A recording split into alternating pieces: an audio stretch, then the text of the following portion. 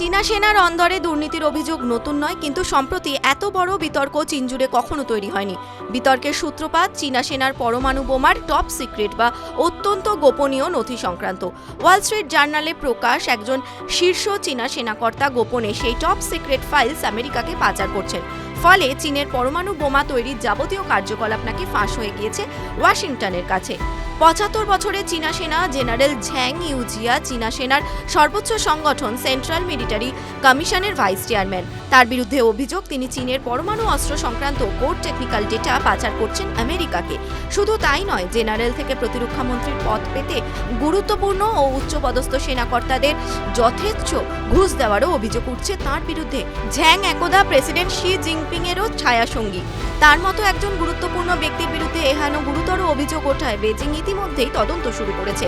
তবে এই তদন্ত নাকি নামেই লোক দেখানো, আসলে ঝ্যাংকে ফাঁসি দেওয়ার প্ল্যান তৈরি। চীনের পরমাণু অস্ত্র প্রকল্পে তদারকি যে এজেন্সি করে থাকে, সেই এজেন্সির একজন শীর্ষকর্তা হলো এই ঝ্যাং। ওই এজেন্সি লাল চীনের পরমাণু বোমার রিসার্চ, ডেভেলপমেন্ট ও প্রকিউরমেন্টের কাজ করে থাকে। ওয়াল স্ট্রিট জার্নালের দাবি, এজেন্সিতে নিজের পদকে কাজে লাগিয়ে মোটা ডলারের বিনিময়ে ঝ্যাং সব গোপন তথ্য ওয়াশিংটনে পাচার করছেন। সেই টাকা আবার পদোন্নতিতে ঘুষ দেওয়ার কাজেও ব্যবহার করেছিলেন।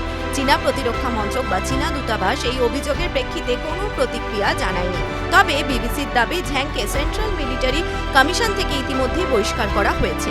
শুধু তাই নয়, 7 সদস্য বিশিষ্ট মিলিটারি কমিশনে এখন নাকি মাত্র 2 জন সদস্যই দায়িত্ব সামলাচ্ছেন। বাকি সদস্যদের বিরুদ্ধেও দুর্নীতিসহ একগুচ্ছ অভিযোগ ওঠায় তাদেরও আপাতত দায়িত্ব থেকে সরানো হয়েছে। সেন্ট্রাল মিলিটারি কমিশনের আরেক সদস্য লিউ ঝেনলির বিরুদ্ধেও গুরুতর অভিযোগের ভিত্তিতে তদন্ত শুরু করেছে বেজিং। তার বিরুদ্ধেও বেআইনি কাজ ও কর্তব্যে গাফিলতির অভিযোগ উঠছে। এই জোড়া শীর্ষকর্তার বিরুদ্ধে দুর্নীতির অভিযোগ চীনের শীর্ষ সেনা মহলে কাঁপুনি ধরিয়ে দিয়েছে। এই প্রথম সে দেশে শি জিনপিং এর সঙ্গীর বিরুদ্ধে তদন্ত শুরু হলো। ঝ্যাং ও লিউ দুজনেই শীর্ষ চীনা জেনারেল। ৭০ ও ৮০ দশকে দুজনেই ভিয়েতনামের বিরুদ্ধে লড়াইয়ের ময়দানে ছিলেন। চীনের সেনার প্রশিক্ষণ, অপারেশন ও ইন্টেলিজেন্সের দায়িত্বে থাকা পিপলস লিবারেশন আর্মির জয়েন্ট স্টাফ ডিপার্টমেন্টের প্রধান ৬১ বছরের এই লিউ। গত 2 বছর ধরে চীনা প্রেসিডেন্ট শি জিনপিং এর নেতৃত্বে দেশ জুড়ে সেনাবাহিনীর অন্দরে ঘুঘুর বাসা ভাঙতে লাগাতার অভিযান শুরু হয়েছে। ওই অভিযানেরই ফলস্বরূপ এই দুর্নীতির পর্দা ফাঁস হয়েছে বলে দাবি ওয়াল স্ট্রিট জার্নালের।